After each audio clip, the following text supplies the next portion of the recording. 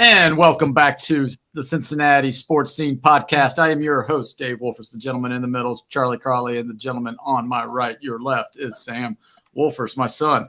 We got a big show for you tonight. We're coming live to you off of YouTube here. It is a Tuesday night. It's normally not our Sunday night, but we have a little echo here. I don't know if that's you, Sam, or if that's somebody else, but now it's gone, so that's good. But normally we come to you on a Sunday night, but we wanted to bring you our reactions from the Bengals game. We didn't want to have to do two Bengals games in a row. And after Monday night, we're glad that we don't have to do that. This is episode number 103. And we do have some, news, David Bell being fired, but we'll get to that in a little bit. So, but before we begin, gentlemen, how has your week been? Not too bad. Can't really complain. Golfed on Sunday, so that was fun. Yeah, it was fun, but struggled. Oh, yeah. Speak for yourself. Yeah, I struggled. Yes, I struggled on the backside, big time. Crawl Dog, what about you? Yeah, pretty good week. Nothing too crazy that I can think of. Yeah. All right. Got down to the UC game on Saturday. Sweated, unfortunately, if I'm going to sweat, I'd hope I would have sweated like 20 pounds off of me, and sweated plenty, but I didn't lose 20 pounds. So, but yeah. Well, let's go right into the week that was. Since you were down at the UC game, got their first Big 12 victory of the year against the Houston Cougars, and a big spanking, 34-0. From what I read, I didn't watch the game, but from what I read and what I heard, quarterback looked real impressive. Kiner still running hard, looked really good. Defense played better than they did previous game, but Crawley, you're the eyes down there. What did you see? What did you take away from the game? Yeah, the shutout. Granted, Houston's not good, but they're still a Big 12 team, Power 5 team, and shut anybody out. You watch. Ohio State didn't shut Marshall out, so to get a shutout is pretty difficult. And any football, I don't care what level you're at. They had some opportunistic couple turnovers. So they caused a couple turnovers deeper in their territory. So, but I think Houston only had the ball in the red zone once. That's pretty good, and can't complain about that. This week's going to be a step up with Texas Tech. They always have a good offense, so we'll see how the defense plays against better competition. The offenses, I think I said this, last week. The offense has the potential to be really, really, really good. They got a quarterback that can actually kind of knows what he's doing back there. At least it seems like he's got a good arm, can make any throw, kind of flicks it out there easily to throw it, 50 yards down the field. They got a running back. Really, they have two running backs that are doing well. They got a top tight end, and they have a top receiver. And their offensive line are all veterans. So, you have the makings of a really good offense. Just a matter of whether they can, what they're going to look like on the road against a Texas Tech. And then they play Colorado after that. Or I know that's coming up. So, we'll see how it fares. I have some optimism. I've had optimism for this season. The Pitt game notwithstanding.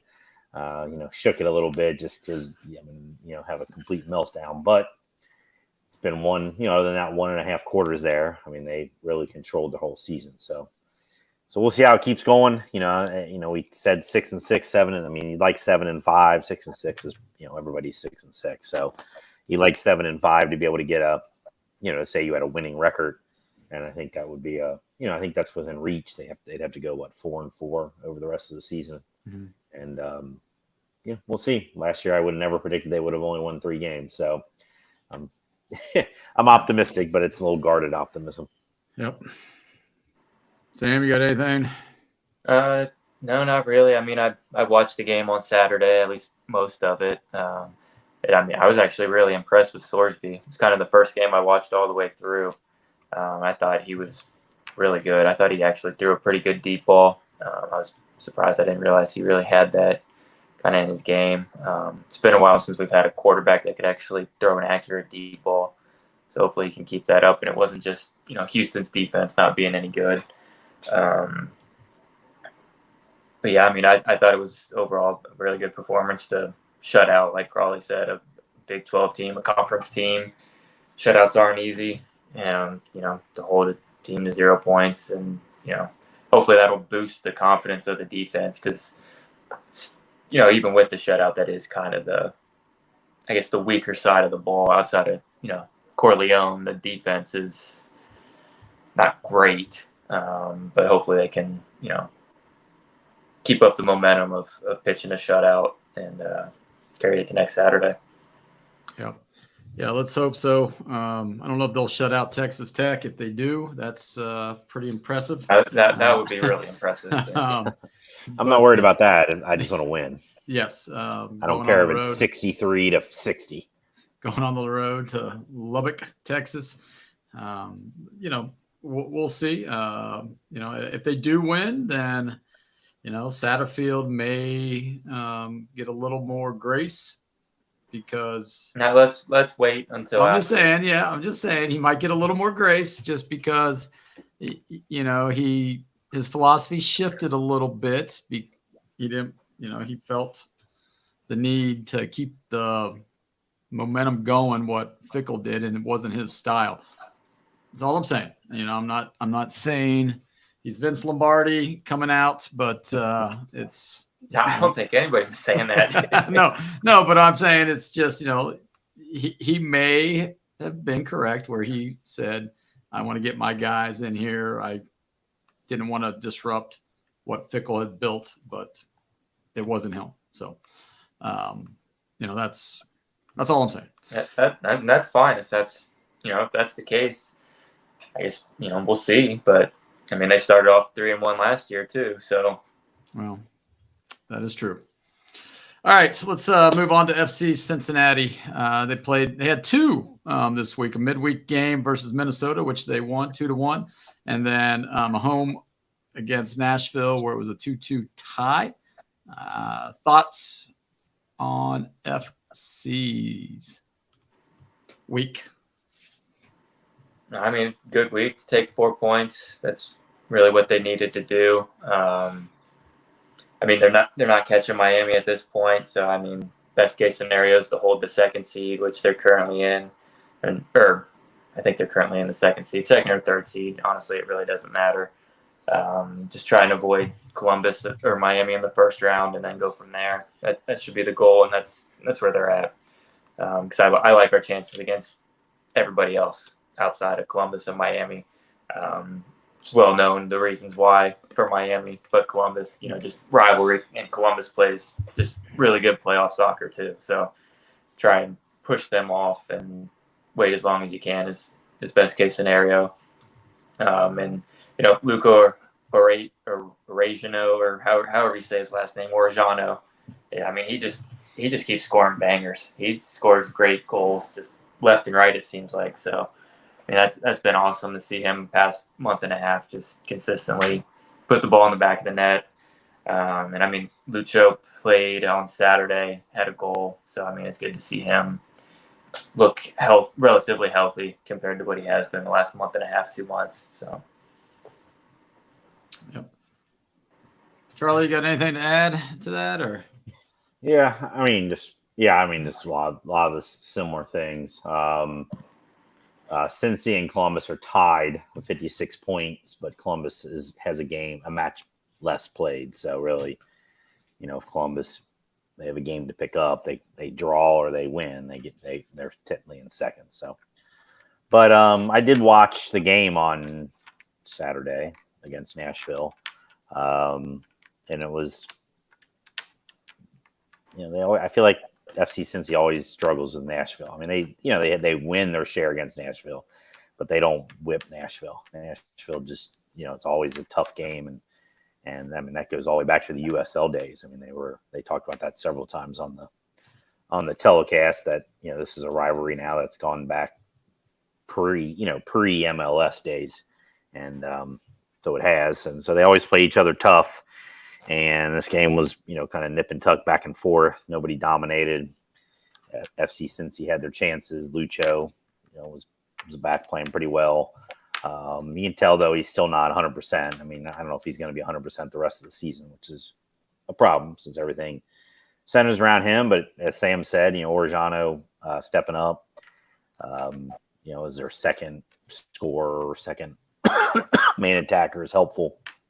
Defense, was okay. Not quite the defense it was with Miazga, but it's getting better. They got new guys both in the attack and in the defense, new guys that they've picked up. So let's see what they do over the next few days or next few games. I think they have 7. What do they got? 6 games left? What is an MLS schedule? I don't even know. I think they're down to 5 now.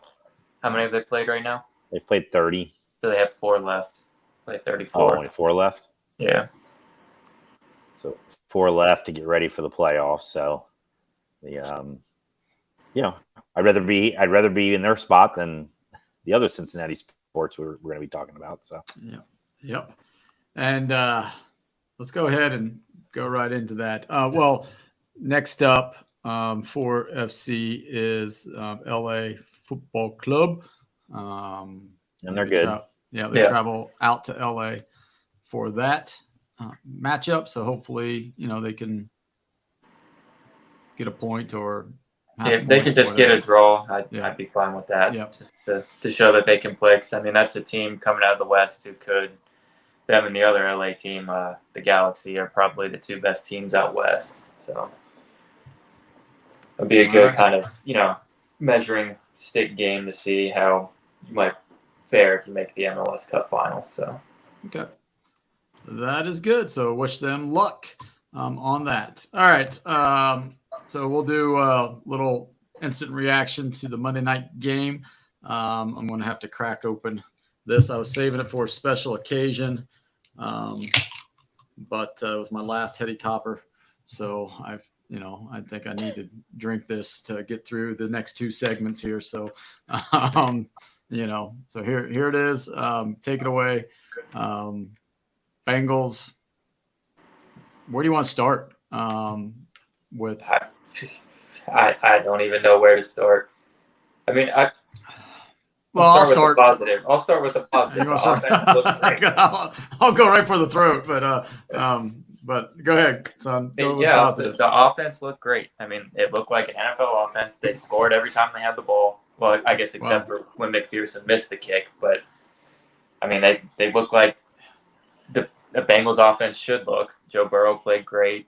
I mean, you can't ask any more of an offense to go down and essentially lead a scoring drive every single time you have the ball. You can't ask much more. But I mean, that's where the positive stops, is right there, because the defense is awful. I mean, us 3 and 8 crackheads that we find on the way to Paycor Stadium could put up points against the defense. It's awful. I mean, it's awful. Cam Taylor-Britt was talking about freaking college offenses, and Ryan Clark roasted him at the halftime show, saying, "You guys aren't even running a high school defense." So I mean, there's just problems left and right on the defense, whether scheme wise, personnel wise, combination of the 2. It's a mess right now, and they need to do something drastic to fix it, because otherwise the season's done. And I mean, talk about wasting a window. It's just Cincinnati sports, really. I mean, that's all it boils down to. All right. Crawley, you got anything to add to that, or should we just go with, on the defensive side of the ball? Yeah. I mean, you can only talk so much about the defense. I mean, everything Sam said, I echo. It was, the interesting thing, and I think it was Mo Ager today. I think it was him today. Cam Taylor-Britt really actually wasn't wrong in what he said. I mean, that was not a complex offense they were running. No. I mean, that was one read, and then you take off running. I mean, that's something you do in college. Right. Doesn't matter, though. Bengals can't stop it. It didn't matter. It was a college offense. So, I mean, at every level, it wasn't like there was a breakdown in one level. The defensive line, which is, down to like their fifth. I mean, Zach Carter's playing almost every snap. So, it's not like they're, it's just, Sam Hubbard is time He's for toast. him to. He's toast. They got to find somewhere where he needs to be a special teamer or something. We'll hang on to him because he's an Ohio State guy. So, he'll play another 3 years. Grad. Yeah, exactly. That's the only reason why he's still on the team. He's a Cincinnati. There was I saw some stat. He's ranked like 127th out of 128 D linemen in pass rush efficiency or something. Yeah, I saw that too.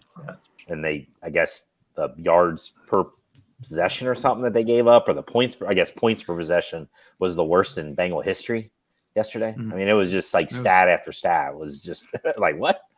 Against a rookie quarterback who was playing in his third game ever and who had never thrown a touchdown pass. Right. And it once again somehow an offensive lineman catches a touchdown against the Bengals. So it's for a college offense they did pretty well. Never punting or turning over or whatever. So I don't know where you go from here because I think it's a multi-level just dumpster fire. From personnel to coaching. Lou Anarumo, he's not getting a head coaching offer anytime soon. So that shine has worn off. So I don't know what they're going to do from a defensive standpoint. Yeah. So speaking of Lou, and I get the Twitter and the Twitterverse and all the other talk shows and and they're saying you can't blame Lou for this because the Bengals don't want to pony up. They should have kept DJ Reader and Jesse Bates. They don't want to pay their players and yada yada yada, which is all true. I get that, but Reader was here last year and our run defense was horrible. He got injured, so they're not going to pay a 30-year-old who's injury prone.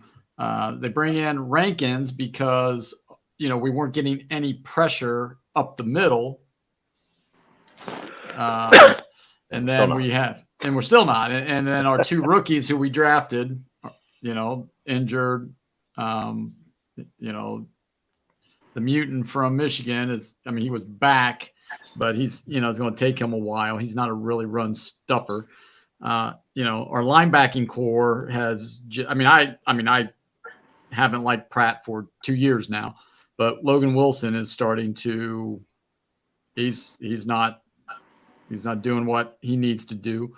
And then our secondary, we bring in veterans, bring back Von Bell, which I thought would be a key, and it hasn't helped at all. Geno Stone had one good hit on one player, and he thinks, he's the baddest man out there, and yet giving up catch after catch after catch and yards after the catch. The receivers weren't even covered. Yeah, no. I know. They were running zone, I guess, and but this what kind of zone is that? Like it wasn't like they were covered and they made to make good catches. Those guys on 3rd and 1, 3rd and 5, whatever, 3rd and 15, whatever it was. There wasn't a guy with 5. There wasn't a guy within 5 yards of every single one of those plays. So what I was getting at is, yes, you can blame Lou for this game.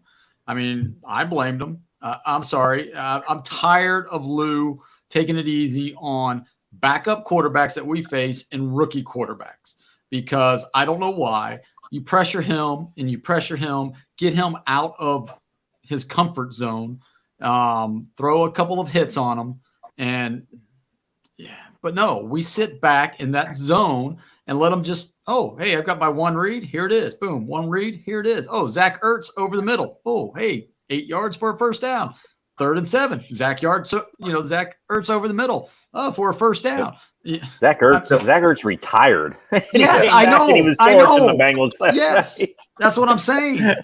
That is all on Lou, and yes, we can say, okay, we had injuries. I'm tired of hearing about injuries. And I know it's part of the game. Everybody has them, and sometimes it does affect our depth. But why aren't we drafting better replacements? If we're not going to pay our guys, why aren't we drafting better replacements? And why aren't we developing those guys? That falls on coaching. That falls on Zach. That falls on Lou. That falls on the defensive line. So I'm just tired of this excuse of, we got rid of Jesse Bates and we did. Guess what? It's been 2 years now. We need to develop the people. Well, yeah, that's the problem is we drafted Dax Hill to replace Jesse Bates, and he's not even playing safety. Right. And I think he's worse at corner than he was at safety, and that's saying something. So is that Duke Tobin's fault for? Yeah. Duke Tobin deserves a lot of blame for this defense. Correct. He really does. Yeah, he really does, because they have not drafted well at all. Yeah. I mean, who's the last defensive player they drafted that has made an impact? Serious impact? Jesse Bates. Yeah, probably. Carlos Dunlap. I mean,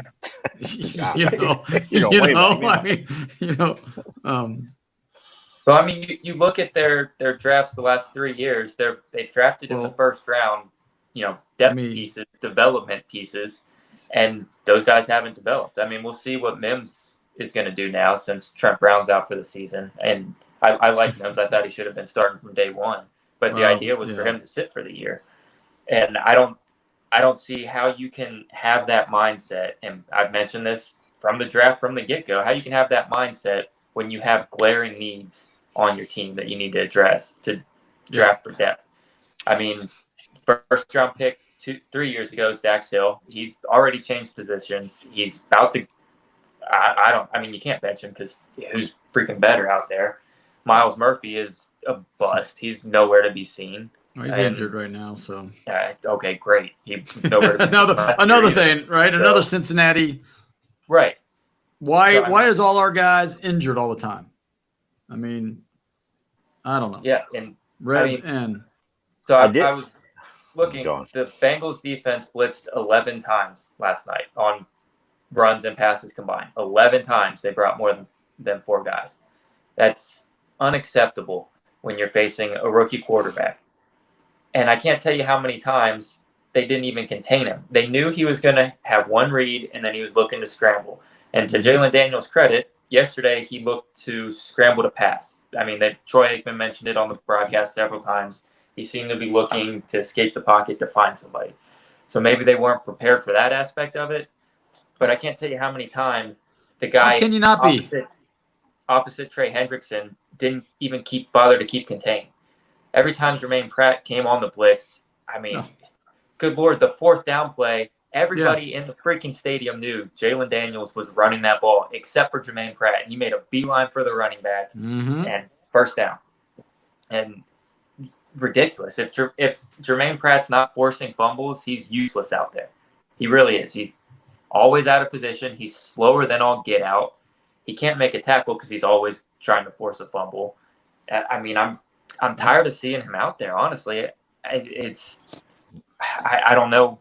I don't know if you need to put we haven't drafted out there more or what. We haven't drafted a linebacker for 4 years, so again, it's not an important need for the team. It's another one of those positions that they don't value. So tight end, linebacker, safety, those things, and you're seeing what's happening because of that. Unfortunately, I got to see Joseph Asai play a lot last night. Yeah. So, oh my God, another one that cannot be on the field. I mean, did you see him get turned around? I mean, he is done. Oh yeah. my gosh. He's done. Sam Hubbard needs to be done. I mean, these guys that's why I'm saying I'm at a loss.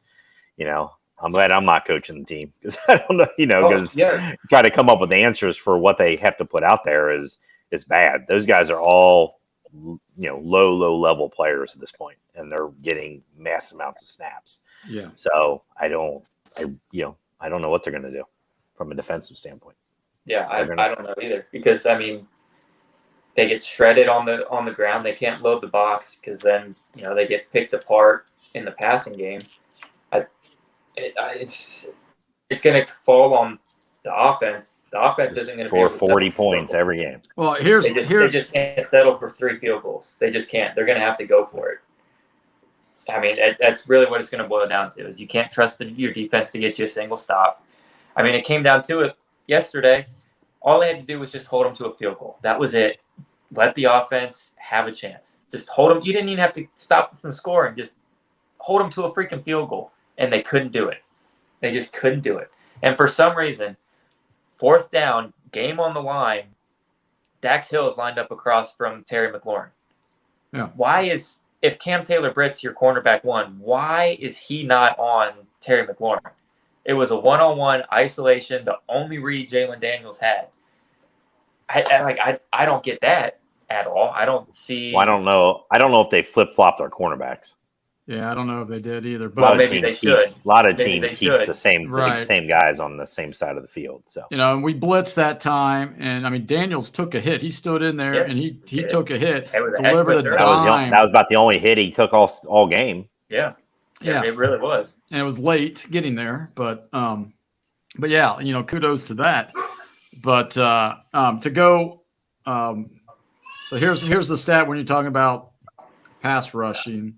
I've got two stats here for us, if I can find it again. Real quick, does anybody besides Hendrickson have a sack this year? Is he the only one? He's the only one I can remember. No, I think somebody. I thought somebody got credited with a sack because they flushed Brissett out and they tackled him. Ran out of bounds. Well, they tackled him behind the line of scrimmage, so. Yeah, Rankins might have one. Yeah, I think that might have been. Let me see here if I can find this stats here. Well, here I'll look at. But here's what you're talking about. So this falls on the front office. Zach Taylor as well. Lou, Bengals defensive draft pick since 2020. Okay, so this is to replace guys that are aging, right? Dax Hill, Miles Murphy were first-round picks. Second-round picks, Cam Taylor-Britt, DJ Turner, Chris Jenkins. Third round, Logan Wilson, Joseph Asai, Zach Carter, Jordan Battle, McKinney Jackson. Fourth round, Akeem Davis-Gathers, Tyler Shelvin, Cam Samples. Fifth round, Khalid Kareem, Tycene Anderson, Josh Newton. Sixth round, Cedric Johnson. And seventh round, Marcus Bailey, Wyatt Hubert, Jeff Gunner, DJ Ivy, and Dejon Anthony. Not a difference maker in the bunch. Yeah. No, it's not. No, not one. And so I'm looking. Dax Hill has a sack, I guess, and Zach Carter has half a sack. So there you go. There you go. There we go, Carter. My boy. Here's Jordan Battle's defensive snaps this season. Week 1, 0. Week 2, 1. Week 3, 0. Yeah, that's unacceptable. Something's happened to him. I mean, I don't know. We don't know the story behind it. So no, we don't. So is he the one falling asleep? I wish someone would ask. I wish somebody would ask. They, again, our media, our great reporters who. No, our reporters suck. I mean, goodness gracious. So, they don't ask a single worthwhile question. Here it is. So this is talking about the Lou sucks. They need to fire Lou. And they're trying to say it's not Lou's fault, which yes and no. Sam Hubbard has the lowest pass rush grade. It's 44 among all defensive linemen in the NFL. Zach Carter, my boy, Zach, has a 0% pass rush win rate on 59 snaps this year. Hey, but he's got to have a sack. Yeah. He's never, what the heck? Yeah. He's never beat anybody, but he got to have a sack. Jay Tufeli has a 2.5 pass rush win rate on 40 snaps. So here's the thing, right? Okay, we know our backups are horrible. Lou knows that. So why aren't we trying to do something different with why don't we do some stunts? Why don't we do this? Why don't we, shift them around a little bit? No, what do? We rush straight up, keep our lane assignments, which is great if our outside ends keep contained, but they don't. You got to get some help for Trey because If not, I mean, we're looking at the Red Rifle putting up 400 yards against this defense. Oh, I mean, he put up 300 against the Raiders. He's going to light us up. I mean, it's honestly, though, if you're the Panthers, I mean, I guess if you've completely given up on Bryce Young, it doesn't matter. But this would be the perfect game to put Bryce Young in, to get his confidence up. Because, yeah. I mean, he'd light us up, too. I mean, like I said, I mean, us three and 8 randos could move the ball on this Bengals defense. I'm convinced of it. If we're not blitzing Dalton straight up the middle in the A gaps, double A blitz, then they never seen Andy Dalton play in Cincinnati. Because when Pittsburgh would come straight up the middle, I mean, but yeah. All right. Zach and Joe went right into the coach's office after the game. Did not. Didn't go into the team. We get the same BS from Zach. Oh, everything's all right. Well, he didn't say that. He was pissed after the game when a reporter asked him about today. And then today he, had his usual, spiel of, we got to focus on the little things, just correct a couple little things. We're not panicking. Yeah, they need to be panicking. If they're not panicking, that's a problem. They need to be panicking. Right. They need to have some sort of fire lit underneath them, and if they don't have that, then that's a problem too. Well, do you think I think we know the answer. I think the culture has cracked. The foundation is cracked. And I think,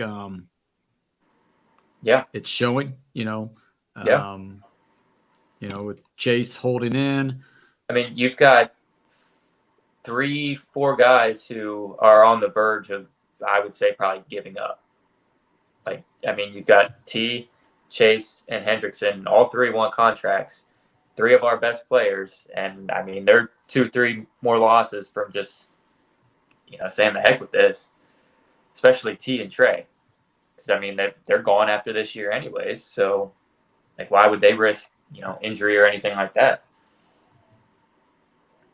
I think technically Trey is under contract for next year. Yeah, he is. Is he? Yeah.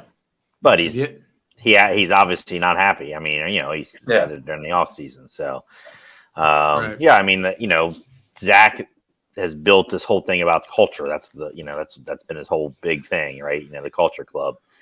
And a lot of his culture building, because you can't do it by yourself. You got to have the players, and a lot of those guys that I think he's counted on are gone, so, from DJ Reader to Bates to, guys that, Von Bell. I mean, even though Von drawing a blank is with Tyler Boyd, these guys, Mixon. Yeah. I mean, Mixon, as wacky as he was, I mean, they always said he was a good teammate, kind of thing in the clubhouse. So I think that's an issue. And I think you're relying on Jamar Chase, whose head's not, I mean, you could tell he came out yesterday and was ready to prove a point. Right. But he's not a leader, at least not this season. And other guys aren't good enough to be leaders. They don't have the cachet to be a leader. So defensively, you got nobody that can do that because none of them are good enough to do that. Von Bell, but he's on the downside of his career. And obviously, I mean, he hasn't played any, very good either. So I think Cam Taylor-Britt wants to, but he can't be burned every single game. He's got to shut his mouth too. So, yeah. But if he didn't shut his mouth, but he covered, like a number 1 cornerback, then he'd be fine. Yeah. But not covering like a number 1 cornerback is the bigger problem. Yes. On the field stuff. So that's an issue. You can't. Joe Burrow can't do it by himself. And right now, I think that's what's happening. Trying like the leader part of it. So. Mm-hmm. So, yeah, that's where I'm just saying I don't know what you're going to do. You're going to have to outscore teams a lot. And, unfortunately, it's another Cincinnati season that's basically almost over before it started. That's what it seems like. Now, if they go to Carolina, they win. Ravens come back. The Ravens come here, they win. And then, of course, the hope will be there a little bit. Yeah, that's Cincinnati. Hope breeds eternal. Correct. Yeah. So.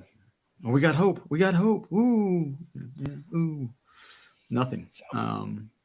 It's the same old, same old. And if we lose to Carolina, I doubt it. But does Zach get fired?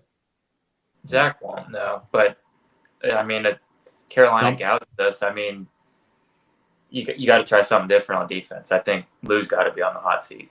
I know it's not all his fault with the personnel he's been given, but you've got to try something different if the defense gets gashed again by Andy freaking Dalton, no less. Yeah, I think it's once again this, and I think this goes to youth and experience, not very good players.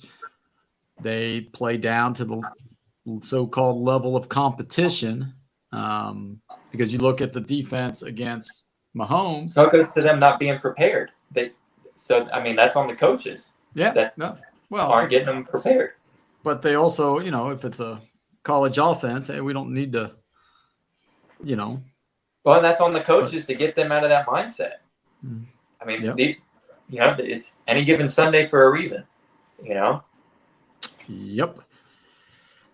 And they should know after week 1 they're not good enough to just show up and win. They should definitely know that, especially on the defensive side of the ball. Right. They should 100% know that after last year and what we've seen so far this year. The defense can't just show up and expect to play good. They have to prepare.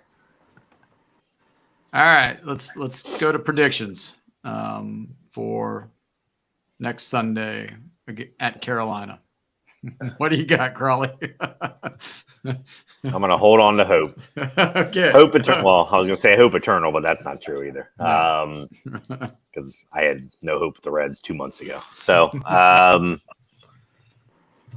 mean, the Panthers are terrible. They just kicked the Raiders out. suck. The Raiders are terrible too, though. The Raiders are terrible. Yeah, but the Raiders have a better defense, though. The Raiders do they? Well, I think they're all terrible. So I think the NFL, I mean, it's mediocrity minus, below mediocrity right now. So I still think the Panthers suck worse than the Bengals. And I don't care that, the Bengals are, even in their bad days, well, not the real bad days, but, those Marvin Lewis days I go back to with Andy Dalton as a starter. Anytime they had a terrible game, they would always come back and figure and have out of the, like, what the heck, where did this come from last week? So I'm going to say that's what's going to happen. They're going to have this weird, like, why all of a sudden are you playing better? Panthers are going to score on them, though, but not enough. So I'm going to go, I'll go 34-24 Bengals. Sam? I don't have the optimism. I really don't. Andy Dalton's going to just tear us apart.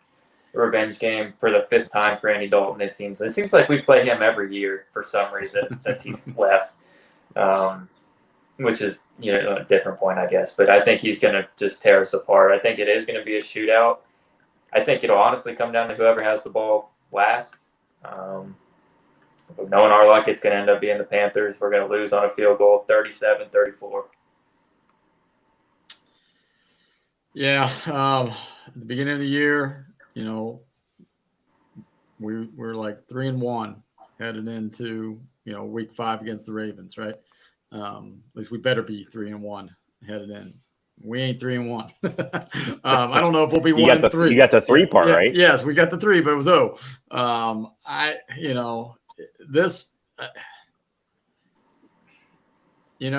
Carly, when you mentioned the Marvin Lewis teams always found a way to come back, and that was, to me, I give credit to Marvin. Something came across my feed, and it was, I missed this. This is what we need. And it was Marvin Lewis post-game locker room speech to the team, and he ripped them a new one. It's like some of you wonder why you're not playing in the goal line situations because you can't freaking tackle anybody. You're afraid to hit people. And he just reamed into him. And he said, "You guys are effing pros. Play like it," and walked out. And Zach Culture Club is not there with that. And It might be this week because I think he might sense that he might be on the hot seat if he goes 0-4. And, so as much as I want to pull for the Bengals and want them to win, I'm with Sam on this. I think Carolina is going to run the ball because I don't think we're going to be able to stop the run. And then Dalton's going to play action pass us to death.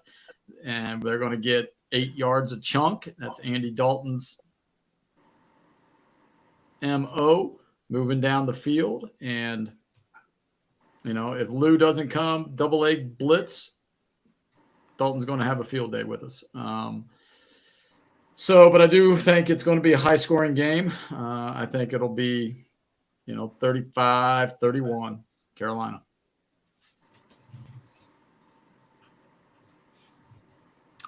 There you have it. Yeah.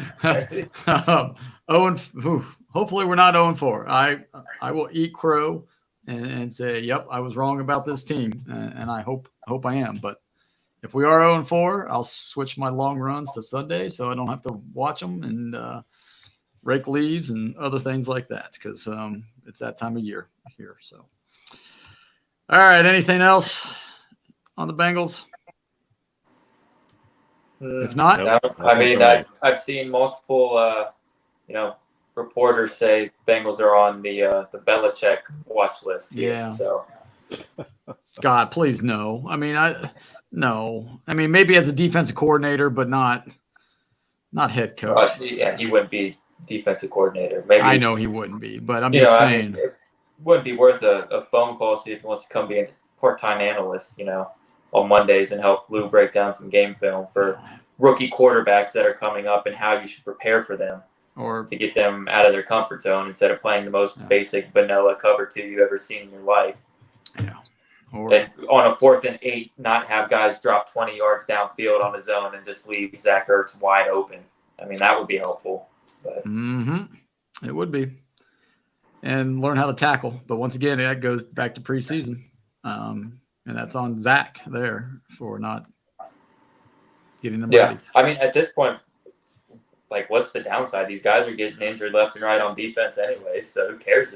Get these injuries out of the way. I think Jordan Battle needs to see a lot more playing time than one snap. Yeah, I think so too. But that's just me from an outsider. I don't know what's going on the inside the walls of Paycor there, but we'll see. All right, we're going to move to trivia time. Sam, you got the trivia question. Crawley, you had it last week, and I think we answered the 2-parter. Yep. So, all right, Sam. All right, so this is a little baseball trivia here since baseball playoffs are about to start next week. So, pretty straightforward. Just give me the top 5 pitchers in all-time postseason wins. Ooh. All-time postseason wins. Just straight wins. Just straight up wins, yep. Pedro? Something that's been in the postseason a lot. No. Whitey Ford? Nope, he is tied for 9th. Oh. Just outside Andy the top Pettit. 5. Andy Pettit is number 1 with 19. Yeah. Clemens? Clemens just missed it. He's number 6. Is Kershaw's not there, is he? Kershaw is there. He's number 5 with 13. Okay. Surprisingly. Not Verlander because he hasn't pitched enough. Verlander, really? Verlander's number 2 with 17. Wow. Yeah, I mean those early Detroit years that he had, he really. Scherzer then? Scherzer's not on the list now. No. So yeah, you got the other 2 guys are both retired. No more active guys. And they were at the same time frame, both these guys. Not Maddox. Maddox no, and Glavin. Maddox is number 7. Glavin, Schmaltz. Glavin and Schmaltz. There you go. Glavin and Schmaltz. Yep, 15 and 14. Guys. Wow. Yep. Wow. All right. Good one. All right. We're going to move on to our topic of the week, which is the Reds firing David Bell. Tinkerbell right here. say goodbye to Tinkerbell. He is no longer a Cincinnati Red manager. Yeah, and you can amend what you just said. He is no longer a manager. Period. No A one is manager, hiring period. He's not David getting- Bell. I would not. Bench coach. Yeah. Maybe. Yeah. He's not Yeah. getting hired as a manager anytime soon. He might get Not an anytime in-house job soon, but somewhere. If ever. never know. Never know. Yeah, Haven't been- I'm fairly confident. well, Unless it's like with the White Sox, because he'll agree to manage them for $700,000. something like that. But yeah. All right. Bell here. So let's just get our first. Well, before we go into David Bell here, just a real recap of the Reds week. They lost the series to the Braves 2-1. Got ugly the last two games in the series, and then went to Pittsburgh. We won 2-1. The only loss was, to Paul Skeens. Hunter Green came back. That's for another day. It's like, should he have came back, etc. I don't know, but that's neither here nor now. We want to talk about David Bell and the Reds firing. What was your initial reaction when you heard the news? I mean, it came out at 10 o'clock on a Sunday night. So Yeah. I was shocked. I would have bet a good amount of money that he would not have been fired. And not because he didn't deserve it. For me, it was that the Castellinis would not pay for 2 seasons of a guy with his feet propped up, either in somebody else's dugout as a, bench coach or as, sitting on the beach somewhere. So it all came down to financial for me. I just couldn't believe that they would do that. 2 seasons. I figured they'd give him one more year. They would use excuses of the injuries and, still a young team and blah, blah, blah. And, they would give him another year to run it and see what would happen. So I was shocked. I really did not predict that he would have, that was even on the table, even a remote possibility, really. So that was my initial reaction. Yeah, that was mine too. Mine was kind of, why now? Not necessarily the 10 o'clock thing, but, with 5 games left to go in the season and, about a year after you gave him a 2-year extension, like, why now? I mean, I'm no fan of David Bell. I thought he should have been gone a long time ago. But I mean, the more I look at it, I think Nick Kroll needs to be gone too.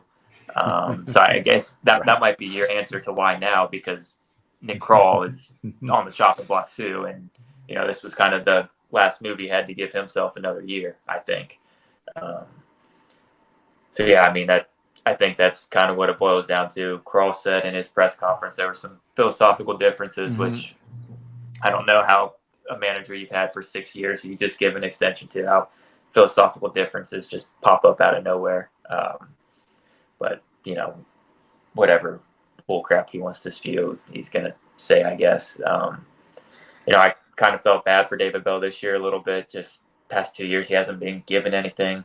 Last year's trade deadline, I thought, was a fireable offense for Nick Kroll. Just giving him Sam Moll is all you do is, that's rough. I feel for Bell a little bit there, as much as I dislike him. But, I guess they can you can't really get a head start on your managerial search if, candidates you want are still employed and still managing. I don't really see the benefit in doing it now. Other than being able to dump it on a Sunday night with the Bengals playing on Monday, I guess. I don't know. Well, so yes, I was shocked or flabbergasted, to say the least.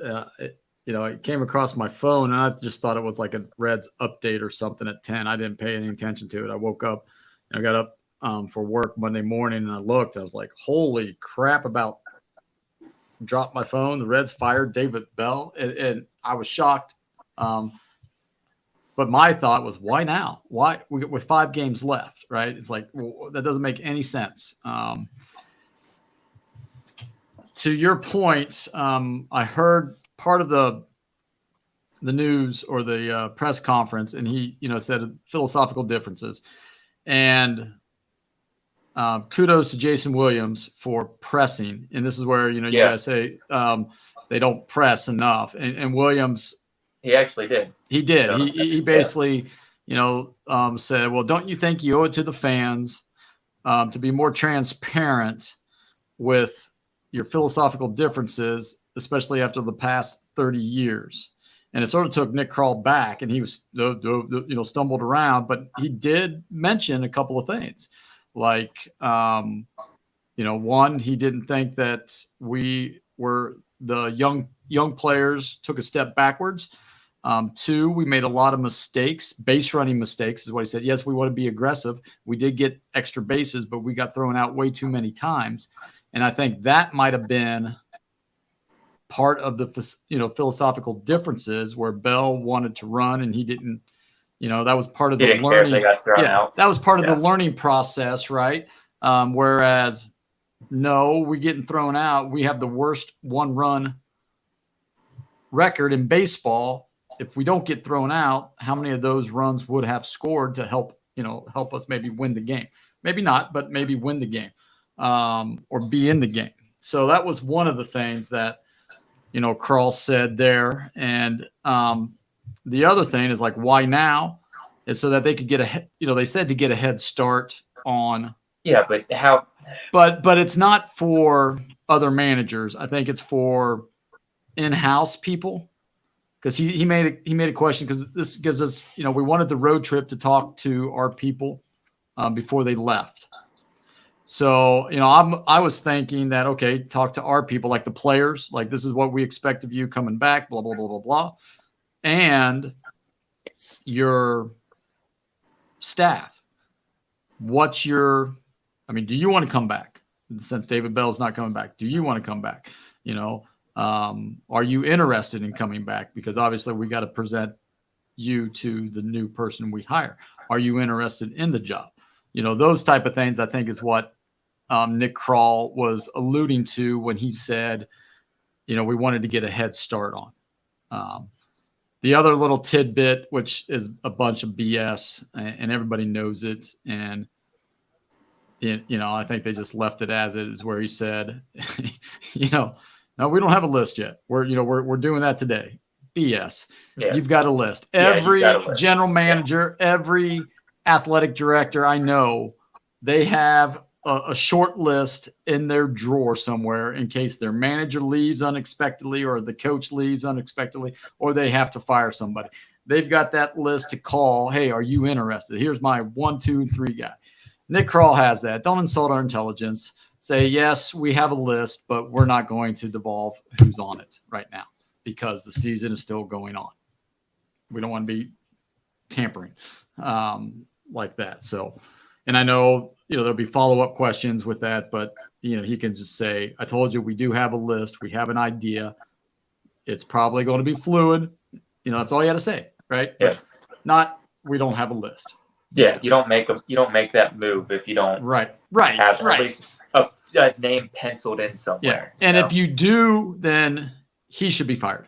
Well, I mean, he should be fired regardless. But well, listening to the Locked On Reds podcast, shout out to those guys. They broke it down and they were talking this, giving their opinions and what they think. And I want to get your guys' feel for this.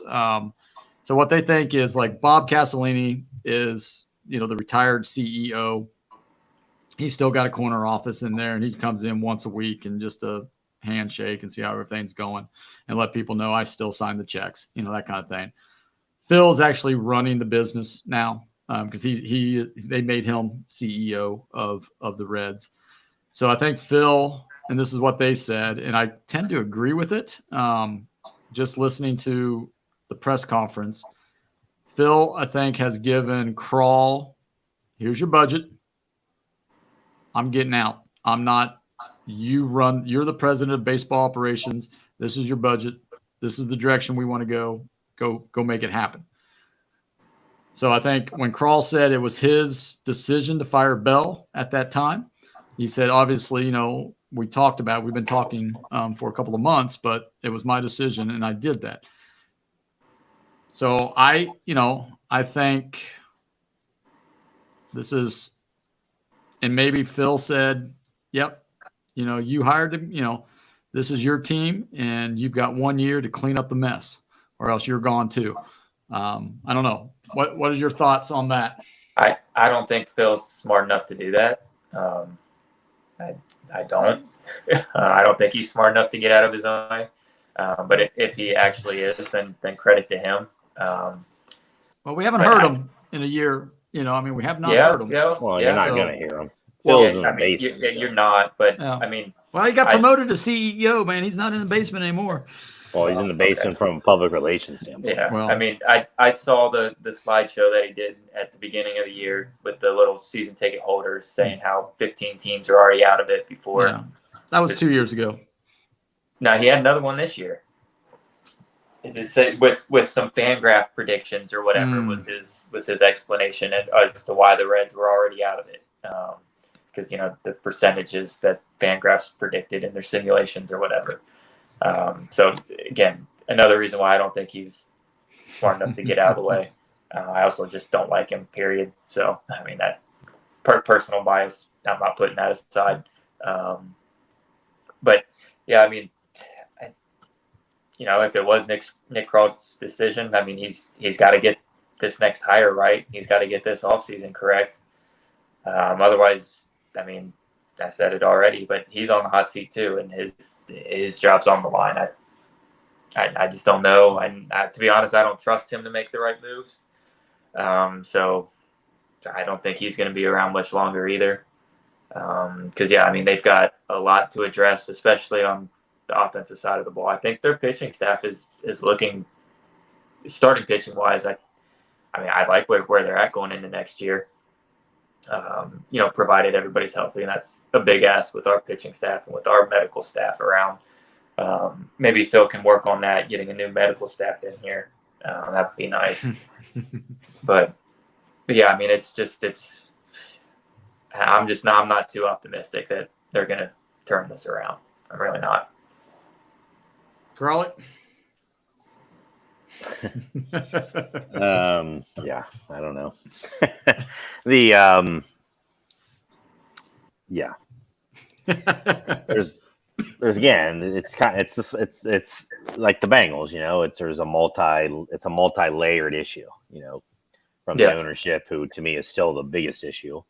Whatever, regardless of what this theory about Phil and whatever, still the issue. Again, they've been the constant over the last 20 years, has been the ownership. Haven't won a playoff series since they've been owned the team. So, so they're still there. Krall is, I think, he's obviously a yes man, for the Castellini. So, and maybe Bell got fed up. Maybe, the change is something that we'll never know, and that unless he comes out and says, wouldn't that be awesome if he just threw him under the bus and said, "Man, I said we needed this, right. And this, and the deadline." I know. There's definitely everybody.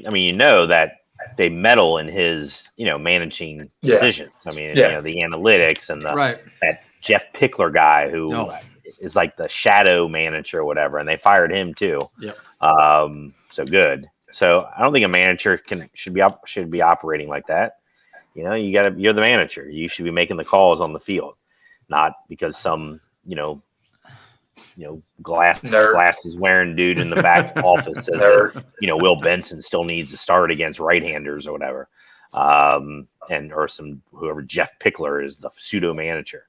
So, it was time. My thing with Bell is they just need a new voice. They've gotten too comfortable in there. I saw Luke Maley came out today or yesterday and was, saying it's on the players, and great. Well, be better then. You guys talk a game. India talks a game all the time, leadership and stuff. Well, then you're not a very good leader then, because the team sucks. So, they need a new voice. They need something to shake it up.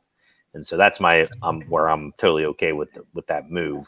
But am I going to be very optimistic about next year at this point? No, not with the front office, not with the ownership there, not with a lot of these players who just, it's just either they're not good enough, which we could name off 5 right off the bat, 5 to 6 good enough guys that should not be in the majors, or they're too comfortable, in terms of, they know they have this position no matter what they do.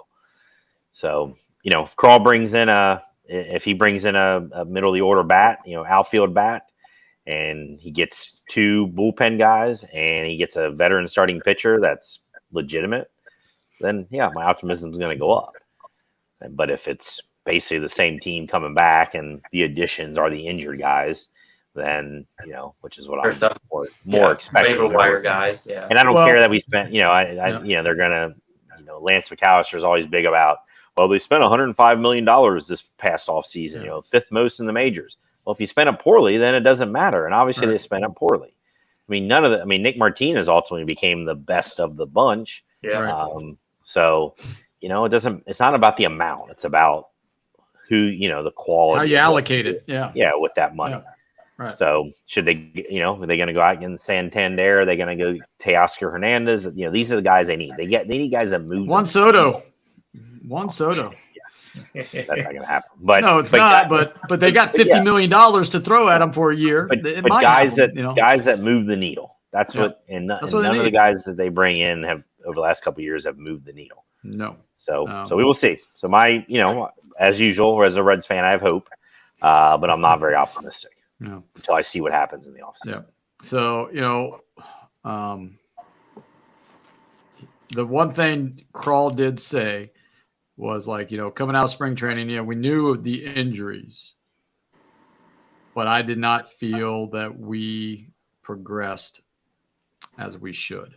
And knowing that right there. Yeah, he was right. And basically he was saying we were too inconsistent, and that falls on the coaching staff. And the players, and it also falls on him for not going out and trying to find more consistency. He thinks Candelario was the answer, and I didn't like that from the get-go. But no, I didn't either. I don't know. You got to remember too. This is on Krall. The beginning of the year. Remember who was on that roster on opening day? You had Nick Martini. You had he went deep twice. That's right. He did opening day. Yeah. Right. Great. You had the dude who got demoted to Double-A like 3 weeks later, and he never even made it. He barely. Herbesy. No, not Herbesy. He wasn't on. He wasn't on. Oh, he wasn't on the opening day roster. And it was like the dude who got like 12 at bats, and he got 1 hit the whole time. He had some fun name. That's what the best thing about him is he has a fun name. Oh yeah, the Cuban guy, wasn't he? No, I forget. We don't even remember. That's how good it was. Yeah, exactly. That's how bad it was. Yeah, and he was on the opening day roster. So, you had. So, again, I'm not putting anything past Bell, but this is a shared responsibility on this team. And 2/3 of that shared responsibility, or I'll say even 3/4, the players, 3/4 of that shared responsibility is still there. So what are they going to do to get better? Yep. All right. So let's take a look at a list of replacements. Okay. So this is just, some of them are people who I thought maybe, and this is who people in the paper and on sports talk radio and stuff like that. So obviously the first one's the Hall of Famer Barry Larkin, Terry Francona, Skippy Schumacher, Freddie Benavides, Scott Service, Don Mattingly, Joe Madden, David Ross, Derek Johnson. Anybody else on a list? Any of those move the needle for there you? might be some. There's probably a bench coach, hitting coach. That's a younger dude that we don't know. Well, who was the guy? They did say Will Venables, or whatever his name is. Will, is it Venables or? That's Oklahoma's coach. Yeah. He could. He might. Hey, that's what they might need. No, I think I think that is his name. I think his name is Will Venable. Will Venable. Yeah. I knew what I was talking about. So. I don't think. I don't say it doesn't matter. It does matter, but I think it doesn't matter as much as we think it does. Who they hire as the manager. Yeah, I saw the odds. Skip Schumacher's the favorite right now for a lot of the books, and I wouldn't be opposed to him.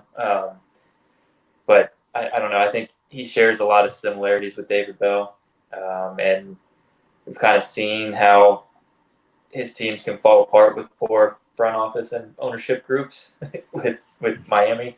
So I don't know that he would even necessarily want the Reds job. I guess he does have a connection since he played here that 1 year. Are you talking Bubba Thompson? Bubba Thompson. Bubba Thompson. Bubba Thompson. Yeah, that's right. That's right. Pinch hit extraordinaire. Pinch run extraordinaire. So defensive specialist. Yes. Well, no, just pinch runner. I think. Right. That's it. Yeah, that's who it was. That's who I was talking about. Yeah. Bubba Thompson. Yeah. Yeah. So what were you saying, Sam? I mean, I skipped Schumacher basically, but I don't know that he'd necessarily even. I guess I don't know where he would stand on something like that. I don't really know. I mean, I'm still a big Aaron Boone guy. I don't think that's realistic. I've been saying that name for a couple of years now that I'd love to have him manage the team. Somebody said that if the Yankees lose in the first round, they could see him getting fired. Right. And I could. And I mean, but he's another guy. I don't know that he'd come manage the Reds. He's still pissed off that they fired his dad. You know, yeah. I mean, so I don't know that he would as much as I'd love to see him. You know, I think he is a good manager. I don't think he's afraid to hold players accountable.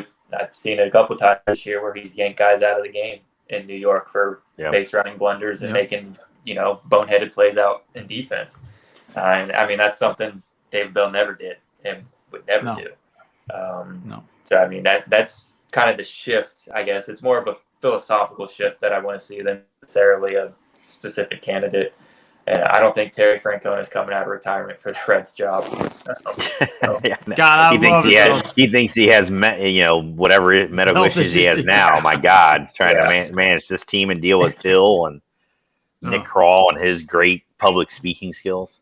So, he would say, I'm in charge of what's happening on the field. These are the players you need to get me.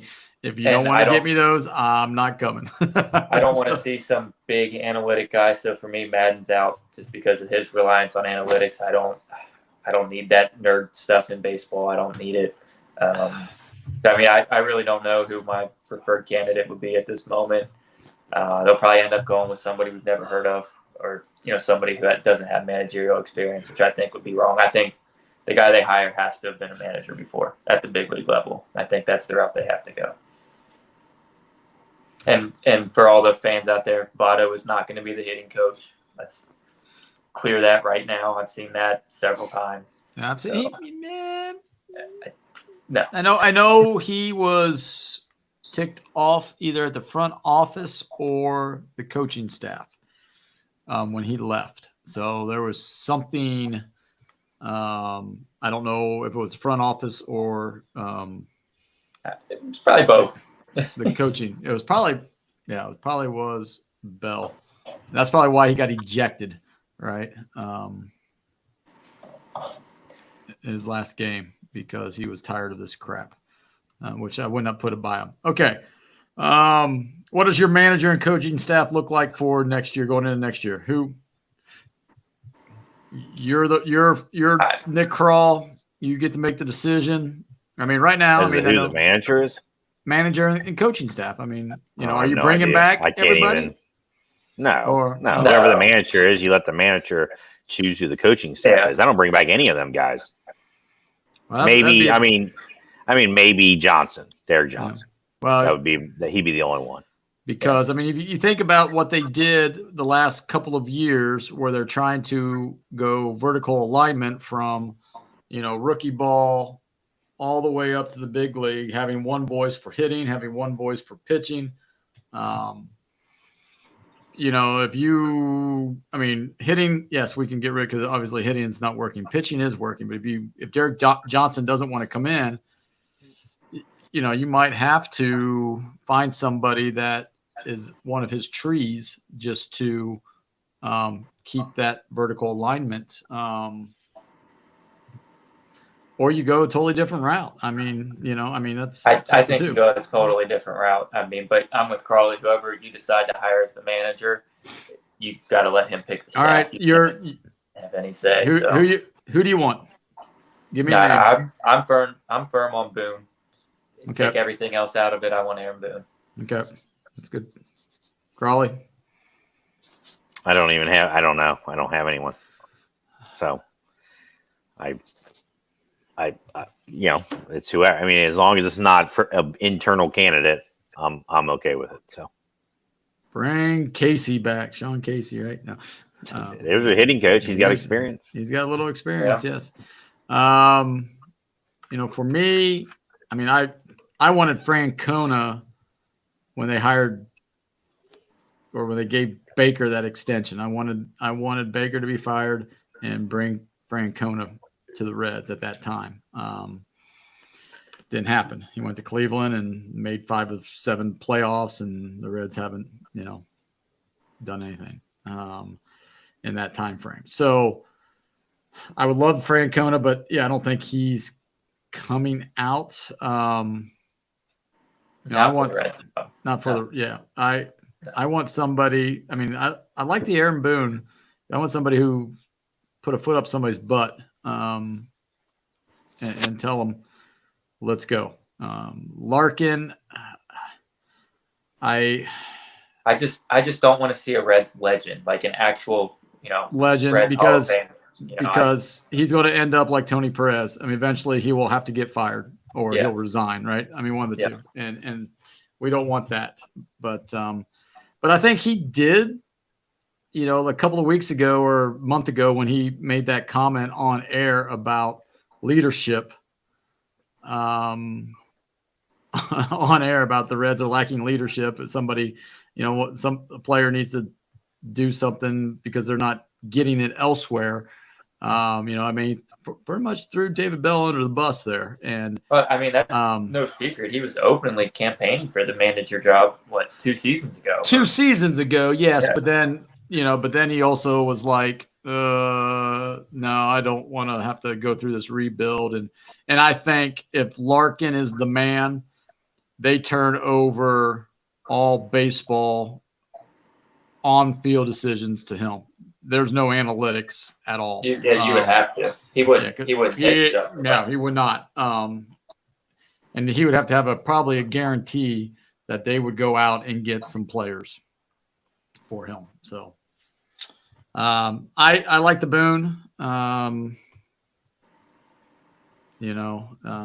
just don't know who else is out there yet. I mean, Skip Schumacher is going to be available. He already declined his option or whatever for next year with the Marlins, so he's going to be, I'm free not big, or whatever. But that's fine. But I know he holds his players accountable. But he had one good year with the Marlins, right? Well, we've seen how he operates with crappy front offices. So I mean, what's the upside there? Right, nothing. I mean, 100 losses a season. We've been there, done that twice in my lifetime. So, all right. Any other comments on the firing of David Bell? I mean, I do wish him good luck. I know, we've haven't been the big Bell fans as far as his in-game decisions and stuff, but the man, his character, you could not, couldn't question that. I couldn't question his loyalty to his players, and I just wish him the best of luck. I thought that he would actually be moved up into the front office as some sort of assistant player personnel type of thing. I didn't see him getting fired. Or when you have philosophical differences, you can't really work together in the front office. Exactly. So I don't know. Maybe the Bell family and the Williams family will have a coup and overtake the Castellini family, and they'll become the controlling owners of the Reds here. We'll see. All right. Anything for the good of the podcast here? Nope. All right. Next week, we'll be back. The Red season will wrap up, and we will review our preseason awards, see how close we came to getting that, and then we'll hopefully talk about a Bengals victory. We'll see. Until next Sunday, we'll come back Sunday regular time at 7 p.m. So if you want to catch us on YouTube, we'll be live there at Cincy Sports Scene. Or if you prefer listening to us on the audio version, it'll be uploaded late Sunday night, early Monday morning for your listening pleasures as you're driving into work. But please go ahead and hit that like and subscribe button. Tell your friends about it.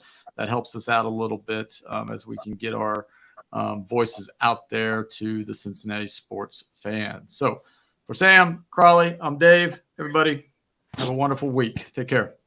Take care.